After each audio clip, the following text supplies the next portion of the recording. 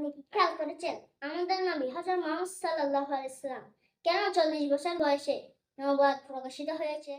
হযরত আদম আলাইহিসসালামের সন্তানের সংখ্যা কয়জন হলে ওনার ইন্তিকাল হয়? উত্তর হচ্ছে 40,000 সন্তান যখন হয় তখন ওনার ইন্তিকাল হয়।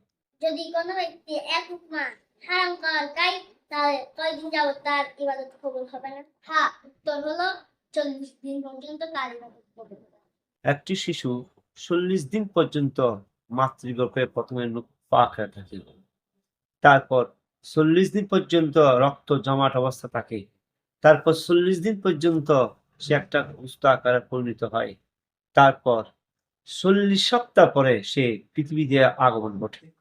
হযরত মুসা আলাইহিস সালাম কয়দিন যাবত খুব পাহাড়ে থাকার কারণে নবুয়ত প্রকাশিত হয়েছে না? উত্তর হচ্ছে 40 দিন যাবত অবস্থান করার কারণে নবুয়ত প্রকাশিত হচ্ছে। দাজ্জাল যখন এই পৃথিবীতে আগমন ঘটবে তখন 40 দিন পর্যন্ত এই পৃথিবীতে রাজত্ব করবে, তারপর 40 দিন পর সে নিজেকে আল্লাহ হিসেবে দাবি করবে। সাল্লাল্লাহু আলাইহি ওয়াসাল্লাম কখন ইসলাম ধর্ম প্রচার করেছেন? যখন নতুন 40 জন মুসলমান হয়।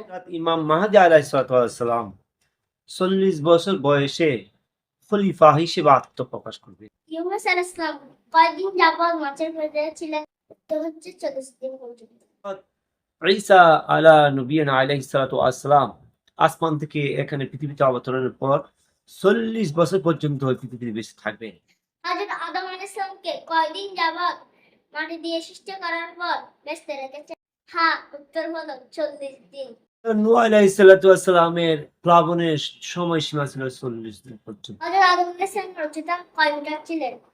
হ্যাঁ, উত্তর হলো 40 মিটার। পৃথিবীতে এমন কতগুলা রাষ্ট্র আছে যেখানে রাষ্ট্রপ্রধানের বয়সসীমা 40 বছর পূর্ণ হওয়া বাধ্যতামূলক।